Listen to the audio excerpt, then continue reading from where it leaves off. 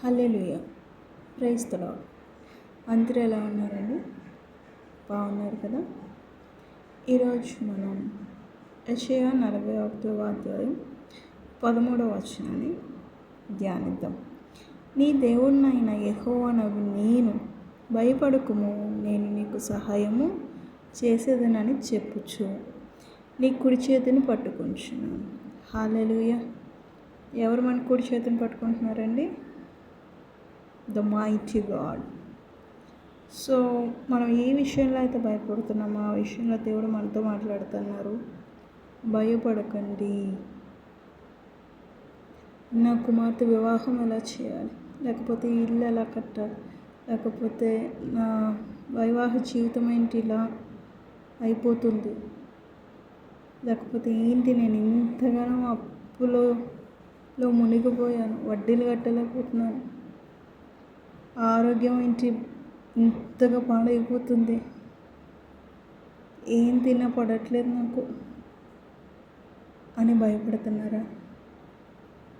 ఈ ఆరోగ్యంతో నేను నా పిల్లల భవిష్యత్తును చూడగలను, వారికి నా అవసరమా ఉన్నప్పుడు నేను ఉంటానా, లేకపోతే చనిపోతానా?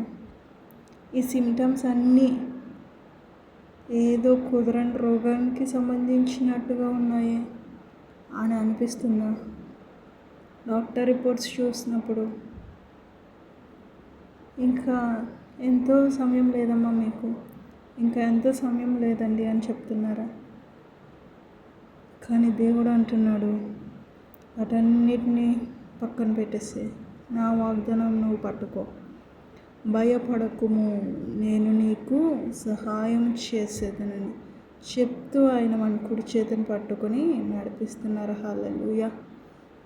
అది ఎటువంటి మరణకరమైన రోగం కావచ్చు, అది ఎటువంటి పాపమైన అవ్వచ్చు, లేకపోతే అప్పులు అవ్వచ్చు, లేకపోతే పిల్లల సెటిల్మెంట్, ఏ విషయంలో అయినా, భర్త అవ్వచ్చు, భార్య మారు మనసు పొందాలా, లేకపోతే ఇంట్లో గొడవలు ఉంటున్నాయా, ఏ విషయంలో అయినా దేవుడు అంటున్నాడు, ఆ పరిస్థితి చూసి నువ్వు భయపడకు, నేను నీకు సహాయం చేస్తాను.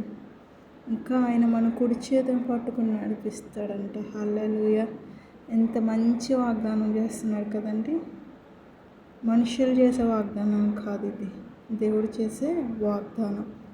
ఇది తరతరాలు నిలిచే వాగ్దానం. హల్లెలూయా. సో మనం ఈ వాగ్దానాన్ని ఎత్తిపెట్టి మనం ప్రార్థన చేసుకోవాలా. మీరు ఏ విషయంలో భయపడుతున్నారో ఆ ప్రతి ఒక్క భయాన్ని దేవుడు తొలగించి మీకు ప్రతి ఒక్క విషయంలో విజయాన్ని కలిగి చేయాలని మనస్ఫూర్తిగా కోరుకుంటున్నాను. ఈ చిన్ని మాటలు, కొద్ది మాటలు దేవుడు దీవించుగాక. ఆమేన్. సబ్స్క్రైబ్ చేయండి, లైక్ చేయండి, ఇంకా షేర్ చేయండి. God bless you all.